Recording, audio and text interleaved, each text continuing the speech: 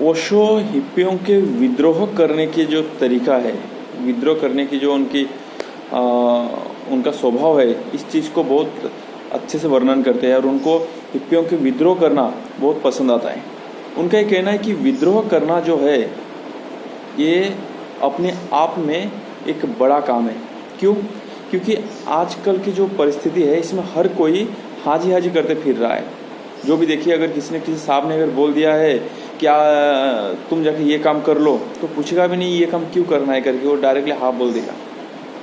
किसी को अगर पूछा, अपने बाप अगर बेटे से बोले बेटा आज स्कूल मत जाओ, तो पूछेगा नहीं कि स्कूल क्यों नहीं जाना है, क्योंकि वो डायरेक्टली ये बोल देगा ठीक है मैं नहीं जाऊँगा, जैसे आप बोल रहे हैं। लेकिन ये जो हाँ कहने की आदत है, ये हाँ तो कह देता है लेकिन इंसान को एक इंसान के व्यक्तित्व की पहचान नहीं देती है। अगर आप ना कहने की हिम्मत रखेंगे, यानी क्या, अगर किसी की बात को आप मना करेंगे, उसको अगर सीधा इनकार कर देंगे, तो इसका मतलब यही हुआ कि आपने ना कहकर खुद की एक पहचान बनाई है। क्यों? क्योंकि जब अगर आप हाँ कह दिए, हाँ कहने के बाद तो सवाल ही ख़त्म हो जाता है ना, वहाँ पे तो पूरा ख़त्म हो गया वो मैटर, वो चैप्टर। पर अगर आप ना कहेंगे तो ये कहीं ना कहीं शुरुआत है उस चीज़ की। कई सवाल दागे जाएंगे आपके ऊपर, कई प्रश्न पूछे जाएंगे, कई तरीके के इल्ज़ाम लगाए जाएंगे। आप अगर देखेंगे तो बहुत पुराने टाइम से ही लोगों ने, जो भी इंसान ने कुछ अगर अच्छा किया है, जिसका आज हम नाम लेते हैं, इतिहास से लेकर हर एक चीज़ में, हर एक फील्ड में, तो उन लोगों ने समाज की जो प्रथा है, एक रूढ़ी है, उसके विरोध में जाकर ही कुछ कहा है, फिर उसको साबित किया है। साबित करने के बाद भी उस चीज़ को इंसानों की समझ में आए, यहाँ तक करने के लिए बहुत साल लग गए। कुछ तो चीज़ें ऐसी है कि लोग गुजर गए, जैसे गैलीलियो की अगर बात की जाए, उनके गुजरने के बाद लोगों को समझ में आया कि नहीं, पृथ्वी जो है सूरज के चारों तरफ जो है घूमता है, सूरज नहीं घूमता है, पृथ्वी घूमते है सूरज के चारों तरफ। तो ये सब चीज़ें भी इंसानों के समझ में कब आया? बहुत बात। और इस बात को जब गैलीलियो मानने के लिए तैयार नहीं था कि पृथ्वी के चारों तरफ जो है सूरज या चंद्रमा घूमता है वगैरह, तो इस चीज़ को लेकर लोगों ने उन पर बहिष्कार डाल दिए थे, उनको तो अलग थलग कर दिए थे। इतना बड़ा मैटर था। तो हिप्पियों के इस स्वभाव के लेकर ये कहना है ओशो का कि हिप्पी जो है वो खुद की एक व्यक्तित्व तैयार कर रहे हैं, उनमें हिम्मत है कि वो लोग ना कहें। अभी इसमें उन्होंने महावीर के नाम लिए हैं, बौद्ध के, जीसस के नाम लिए हैं। इन लोगों के बारे में ये कहा है कि इन लोगों ने उस वक्त जो प्रथा थी उसके खिलाफ जाकर बात की है। अभी तो महावीर को लेकर उन्होंने और आगे बढ़ते हुए ये कहा है कि महावीर जो है उनको लेकर उनके फिलहाल में जो शिष्य है, इनमें 2 गुट पैदा हो चुके हैं। एक गुट का ये कहना है कि महावीर कभी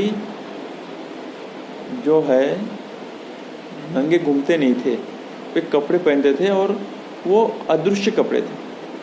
और एक गुट का कहना है नहीं, वो कपड़े पहनते ही नहीं थे। तो देखिए इंसान कहाँ थे और उस चीज़ को धीरे धीरे कैसे बनाया जा रहा है। तो उन्होंने इस सवाल को ये भी पूछा कि अगर महावीर नंगे रहते थे तो फर्स्ट टाइम जब उन्होंने ऐसा किया तो उस चीज़ को लेकर लोगों का ओपिनियन क्या था, लोगों ने क्या कहा होगा। डायरेक्टली ये तो नहीं कहा कि नहीं आप जो कर रहे हो वो सही है, ये सही तरीका है, कभी नहीं कह सकते, क्योंकि लोगों का तो वो सब चीज़ देखने के बाद 10 बातें करने के लिए तो लोग तत्पर रहते हैं। तब की बात तो छोड़ दीजिए, अभी भी अगर कोई बंदा, कोई इंसान अगर ऐसे करेगा तो वो तो पूरी अलग बात हो जाएगी। उन्होंने कृष्ण को लेकर तो ये भी कहा कि कृष्ण जो है सबसे बड़ा हिप्पी थे, उनकी हर एक चीज़ जो है उस वक्त के लिए बगावत था। उन्होंने हर एक काम इस प्रकार के किए कि वो बगावत के तौर पर देखा गया। जीसस के बारे में ये कहा है कि जीसस ने जो उनको जब सूली पे चढ़ाया गया था, इसके पीछे का कारण ये था कि उन्होंने एक वेश्या के घर में पनाह लिए थे, और जबकि उनको मना किया गया था कि एक वेश्या है, इसके घर में नहीं रहना चाहिए। पर उन्होंने क्या कहा, अगर मैं इनके घर में नहीं रुकूंगा तो कौन रुकेगा।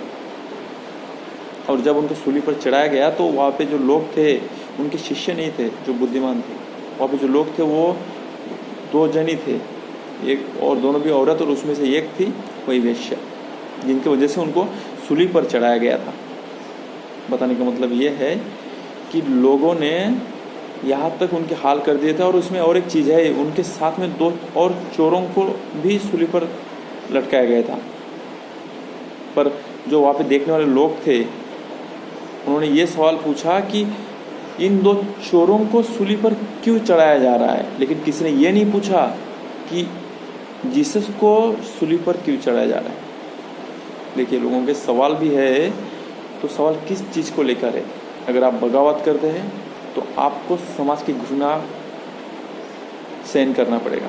समाज आपको कई तरीके से आपको बहिष्कार करेंगे, कई प्रकार से। इन्होंने तो ओशो ने तो बात को और आगे बढ़ाते हुए ये भी कहा है कि जो साधु संत है, ये भी एक शुरुआत तो इनकी हिप्पियों से ही हुई है। ये भी एक प्रकार की हिप्पी ही है, यानी हिप्पी है बोलने का मतलब यह है कि उन्होंने भी अगर साधु संत होना है, आप अगर आपके घर से ये कहेंगे कि मुझे ब्रह्मचर्य स्वीकार करना है, मुझे शादी नहीं करनी है, तो सबसे पहले बगावत तो आपको अपने घर वालों से करना होगा, क्योंकि घर वाले कभी नहीं चाहेंगे कि आप ऐसा करें। वो कहा जाता है ना कि हर कोई चाहता है कि उनका बेटा विवेकानंद जी के जैसे महान बने, उतने बुद्धिमान बने, लेकिन कोई ये नहीं चाहता, यानी वैसे लोग तो पसंद करते जो बुद्धिमान हो विवेकानंद की जैसे, पर ये नहीं चाहता कि उनके घर में ही विवेकानंद पैदा हो, क्योंकि कोई ये नहीं कहेगा कि मेरा बेटा शादी ना करे, आगे जो है ब्रह्मचर्य को पालन ना करे, वो शादीशुदा रहे और उसमें सुखी रहे। तो